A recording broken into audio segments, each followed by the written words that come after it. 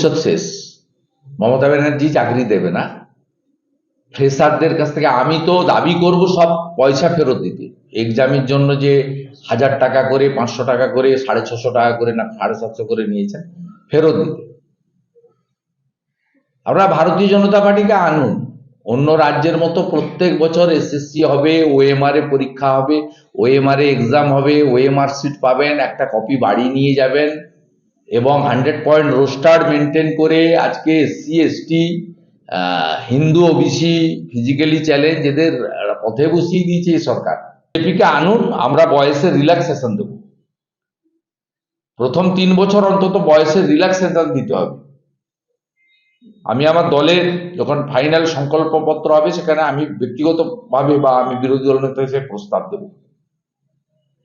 যুবক যুবতীদেরকে শেষ করে দিয়েছে। শিক্ষিত যুবক যুবতী, BEd pass, MA pass, honours pass শেষ করে দিয়েছে।